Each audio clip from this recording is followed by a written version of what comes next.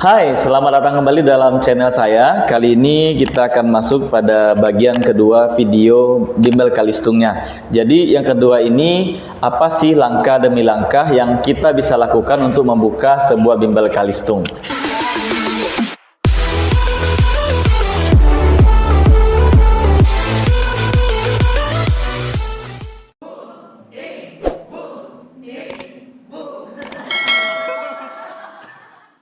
Yang pertama yang harus Anda perhatikan adalah langkah yang pertama, yaitunya persiapkan ruangan belajar. Jadi kemudahan kalau kita buka bimbel kalistung adalah kita nggak perlu sewa ruko, kita nggak perlu sewa satu rumah. Kita cukup bisa memanfaatkan rumah yang kita punya, lalu kemudian ada ruang tamu mungkin atau satu kamar yang kosong, itu bisa kita setting untuk tempat belajar.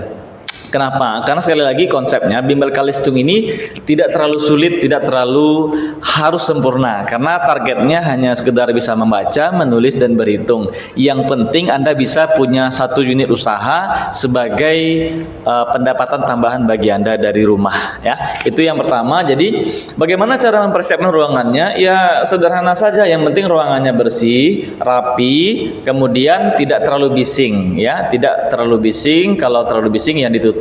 Kemudian kondisikan suhu udara jangan terlalu panas, berikan air conditioner atau kalau tidak bisa kasih saja kipas angin ya. Yang kedua adalah persiapkan metode belajar kalistungnya. Jadi metode belajar ini maksudnya adalah dalam belajar membaca, menulis, dan berhitung itu kan banyak metodenya. Seperti ada metode bernyanyi, ada metode mengeja, ada metode tanpa mengeja, dan lain sebagainya. Ada yang 5 jam bisa baca, dan seterusnya. Nah, mengenai metode ini, Anda bisa searching di Google. Ada banyak metode yang bisa Anda gunakan, atau Anda bisa pergi jalan-jalan ke toko buku yang besar, seperti Gramedia, dan lain sebagainya. Anda coba cari di toko buku tersebut, ada berbagai macam tulisan buku-buku dari orang-orang yang sudah merupakan praktisi tentang kalistung ini, tentang metode mengajar membaca ini. Nah, yang ketiga adalah persiapkan pengajar dan jadwalnya. Jadi ada tuh salah satu subscriber yang nanya, Pak, gimana ya bagusnya kita cari guru dulu atau murid dulu? Nah, kalau menurut saya keduanya sejalan. Jadi maksudnya apa? Sambil kita cari murid, ya kita persiapkan gurunya. Takutnya nanti kalau kita cari guru dulu, muridnya nggak ada, gurunya nganggur. Atau sebaliknya, kalau kita cari siswa, siswanya banyak, gurunya nggak ada, ya orang tua kecewa. Dalam artian apa? Kita itu harus bisa multitasking. Jadi sembari kita promosi kepada tetangga-tetangga, kepada orang-orang yang merupakan stakeholders bisnis kita, maka kita bisa mencari guru, mempersiapkan orang-orang yang kompeten di bidang pendidikan anak usia dini atau kalistung ini. Nah, kemudian jadwal kalistung ini, kalau kami biasanya kalistung itu kita menerapkan jadwal harian setiap hari. Jadi anak ini belajarnya setiap hari, Senin sampai dengan Sabtu. Kita kasih dia free 1 jam setiap hari, dan dia bebas, dia boleh datang, boleh tidak. Yang penting targetnya adalah selama 36 jam atau 36 kali pertemuan dia bisa membaca dengan lancar. Kemudian selama 36 jam berikutnya dia bisa menulis dengan bagus, dan 36 jam berikutnya dia bisa menghitung dengan cukup akurat. Nah, seperti itu. Yang keempat, cari siswa. Jadi cari siswa ini kalau kalistung perbedaannya daripada bimbel reguler pada umumnya adalah kita mencari muridnya ini bukan kita presentasi di sekolah atau di PAUD atau di tempat penitipan. Kita justru presentasinya itu adalah kepada orang tua.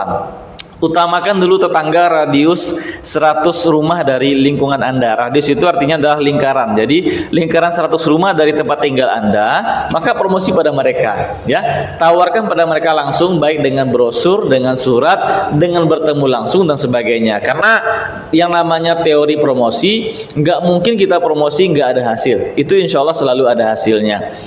Lalu yang kelima, kelola dengan maksimal keuntungannya. Nah, ini yang poin menjadi catatan penting. Jadi dalam bimbel kalistung itu, untuk membuat keuntungan maksimal banyak strateginya. Kita bisa bikin paket per hari, kita bisa bikin paket per bulan, kita bisa bikin paket per belajar. Contoh per hari gini, misalkan kita bikin bimbel Kalistung, per hari pertemuannya biayanya 20.000 selama 90 menit. Jadi setiap siswa datang dia bayar pada saat belajar saja. Keuntungannya bagi orang tua adalah mereka tidak ada ikatan harus membayar paket beberapa bulan ke depan, cukup mereka datang baru mereka bayar. Memang kelemahannya bagi bimbel adalah kalau siswa nggak datang nggak ada pemasukan atau cash in. Nah yang kedua paket bulanan. Jadi orang tua langsung bayar 1 bulan untuk belajar, lalu kemudian kita tinggal kelola saja keuntungan tersebut dengan baik. Kemudian yang ketiga ada paket. Paket ini biasanya kalau kami gini, bimbel Kalistung bayarnya 800.000 dengan garansi belajarnya gratis kembali kalau nggak bisa baca, nggak bisa nulis, nggak bisa hitung dalam waktu 3 bulan. Jadi kita bikin paket 800.000 dalam 3 bulan, bergaransi bisa baca, tulis, hitung. Kalau seandainya anak ini nggak bisa baca atau nulis atau ngitung, maka kita garansi gratis belajarnya sampai bisa baca, nulis, dan hitung. Jadi ketiganya punya positif dan kelemahannya masing-masing. Dan kalau daripada anda bingung, ya sudah bikin ketiga-tiganya. Ada orang tua yang suka per hari belajar, ada orang tua yang suka per bulan karena tidak ingin repot, dan ada orang tua yang suka praktis paket dalam 3 bulan karena dia percaya pada anda akan bisa mengajarkan anaknya. Kemudian yang ke-6 yang terakhir, yaitunya buat target belajar masing-masing Kalistung. Jadi target belajar ini maksudnya adalah kita harus menentukan dulu kapan si anak ini bisa menyelesaikan belajar membacanya. Karena gini loh, orang tua itu mengukur kesuksesan sebuah bimbel Kalistung itu jelas.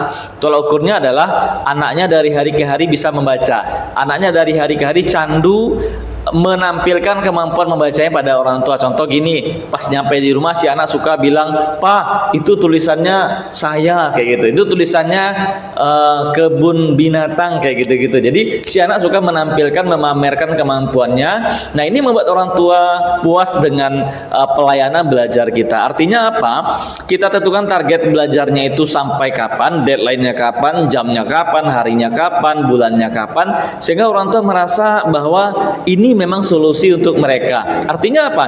Misalkan gini, si anak ini usianya 4 tahun, kita bisa menggaransi dalam 1 tahun si anak ini bisa membaca, menulis, berhitung. Artinya pada usia 5 tahun si anak sudah siap masuk nanti TK, sudah siap SD dan seterusnya. Artinya apa? Orang tua punya sebuah garansi waktu, sebuah jaminan waktu bahwa kita percaya dan yakin bisa memberikan ilmu yang terbaik untuk siswa kita ini. Oke, terima kasih atas kunjungan Anda pada video kedua ini. Video pertama sudah kami upload dan silakan tonton di link di atas channel ini. Terima kasih, saya Bobby Kevin. See you at the top.